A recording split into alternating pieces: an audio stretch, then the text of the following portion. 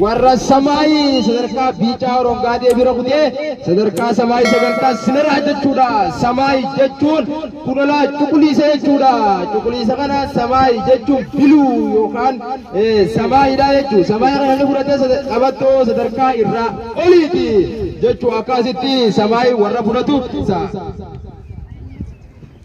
jalqabarratti qabattoo samaawii kan fudhatu ሃይማኖት ኤዋ ካሚላ ከነፋ ሃይማኖት ኤዋ kan asitane qabatto samaayitana nu khannu asirra jechuudha. Sujum asitti dhufe jechuu qabattootana nu khanna jechuu akkan hamile sujumedha asi bootatti roosida bootatti sujum hamile khannaaf hangani dhufu hamile shab qabattootana samaayi nu khannu hamile khannaaf hamile akkana qabatto samaayi akkana hidhiif dinda shirtigi ሃይማኖት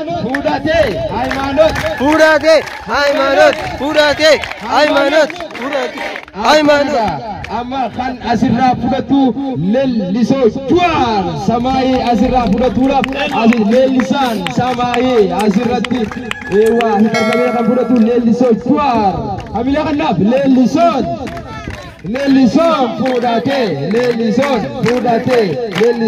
fudhatee ختيانو قبضتم سماوي أحمد بكري مهملين شا أحمد مالي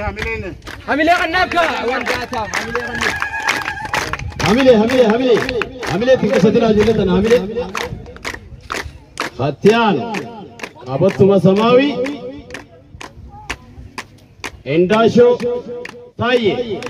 Endasho Taye Hamile Nidikada Shop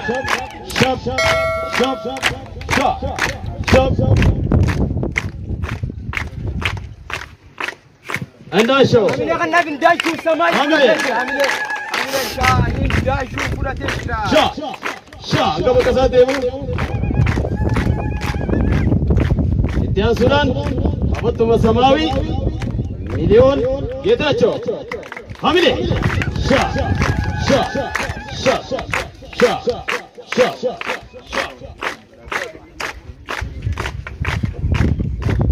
حمله غناف حمله شا حمله مليون فراتي جراجه حمله غنيف akkasuma qabattuma samaawi kan itti aanu nagaash masfeen nagaash hareefu mismaarra ciisu san nagaash mee hamileen sha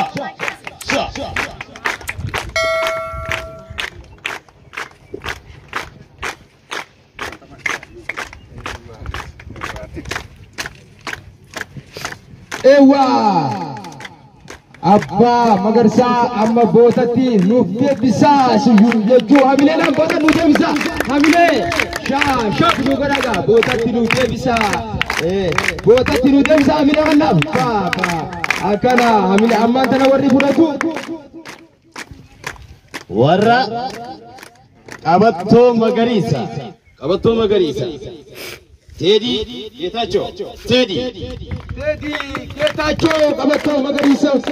waa chuma dhaabbadhu jennaani kan asirraa dhufee qabattoo tana ijoolleedhaan nuuf kan nuuf Getachoon asitti argamee akka nuuf kan hamilee nuuf kan namee Getachoodha shop akkana Getachoon dhufee jira jechuu Hamile kanaaf hamile teedin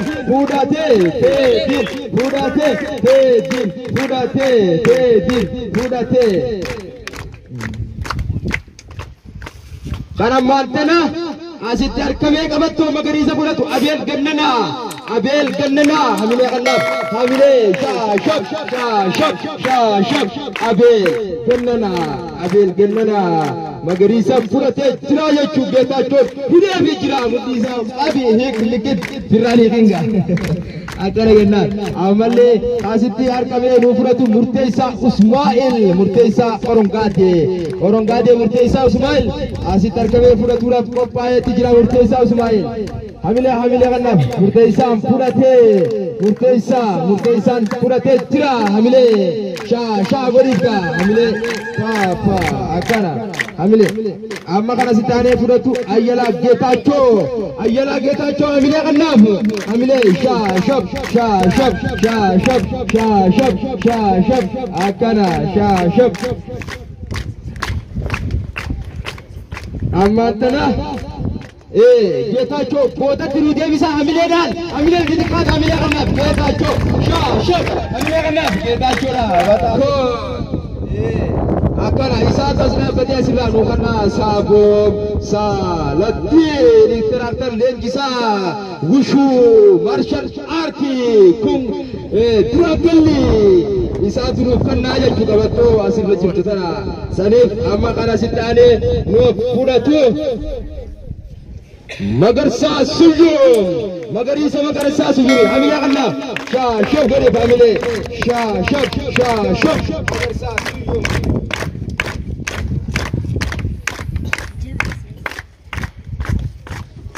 magarsan fudhatee jira jechuu magarsaa suyyuun kan asitti aanee ammaan tana nu fudhatu qabattu magariisa yittaayi tilaa'uun yittaayi hamilee kannaaf yittaayi qabattu magariisa fudhatee jira jechuu yittaayi qabattu magariisa fudhatee jira yittaayi jennaan kan ammaan tana asirraa fudhatu Iyyasu timbere hamilee kannaaf Iyyasu fudhatee gurbaalee mutana sijaara akka ajaa'iba dhugusan jechuudha ka sijaaraa dhugu akkasitti hin gubisan Iyyasu akkanatti fudhatee jira qabattoo asirraa qabattoo magariisa fudhatanii jiranii jechuudha ammaan tana akka kanatti aanee fudhatu gammachiis gammachiis asirraa qabattoo fudhatee jira jechuudha gammachiis qabattoo Orongaadee gammachiis hamilee kannaaf gammachiisiif hamilee kun amma barsiisaa asirratti isin afeerra jira hamilee kannaaf barsiisaadha barsiisaa warra akkanatti fudhatan kanaaf illee hamilee meeshaa godhaaf yeroo takka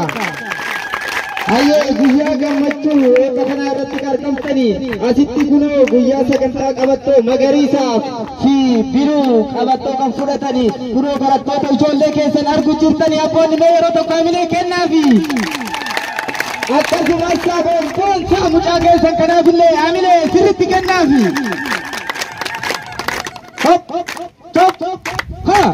hamilee irra finaaka warra afaan kaatellee achumaani shaagona abboonis du'aayin hawwannis ililchaan isinin jenna saaboon boonsaan kunoo guyyaa har'aa waan biyyoota alaa irratti argaa turre asitti ijoollee keenya shaalloo godhee shaanu godhaa oolee jira ammallee sagantaa gammachuutiin itti fuufna jechuudha qabattoo magariisa kan fudhatanii asumaani barataa leenji'aa kana kan ta'e kaftamuu shukkutee dhiitichaan nukutee kunoo dhufee jira kaftamuu shukkutee hamilee sirritti kennaa himee kaftamuu hamilee hamilee kennaa sirritti mee daa'ima guddatu kan boru mul'atu kanaaf hamilee sirritti kennaafi hamileen bakkatti nu deemisa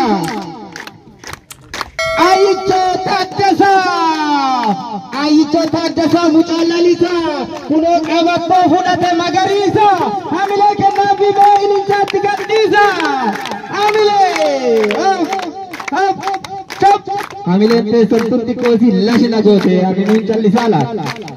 ayyee ka itti aanu ammoo barataa Yordaanoos Dinbore hey mucaatiin kaatana amaatii gara galtee argitanii kunoo beekamtootana hamilee sirritti kennaafi hamilee ijoollee reeffana guddataa jiran xiyyiitii kan fakkaattu kana mee sirritti hamilee kennaafi akkana kunoo akkana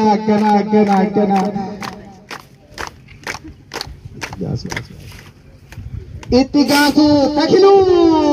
mucaayyoodhii tawaanilu malee sirri kennaa bime mucaan qal'aa bareedaa kana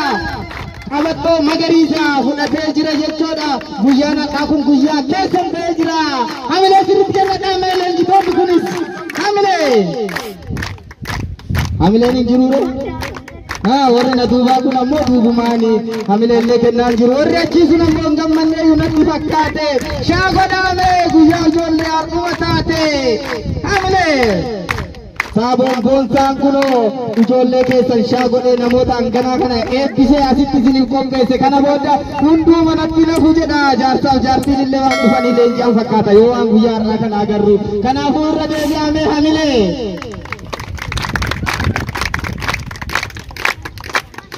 sirritti yoo hamileen hin jirre itti dhiisuun illee isaan namoota badhaasanii deebi'an kanaaf illee hamilee yeroo tokko kennaaf himee hawwotaa fi abboota namoota akkanatti nama bashannansiisan kanaaf. Hamilee sirritti kennaaf mee hamilee shaashampaa godha raarampaa akkana ijoolleen akkanatti kunoo leenjitee guyyaa har'aa kana ni dadhaban malee yoo lafaa kaana malee akka allaatti barrisuu akka danda'ani asii isinitti himaa turan Saaboonfaati kanaafuu mee yeroo tokko irra deebi'uun hamilee shaa godhame hamilee sirritti kennaafi qabattoo asitti hafe kana kennuufi jechuudha sagantaan bashannanaa ganaa keenya kan ta'e kennuufi daa'ima dheeraa kunoo guddaa kana jechuudha hamilee ijarraa isaa miti jecha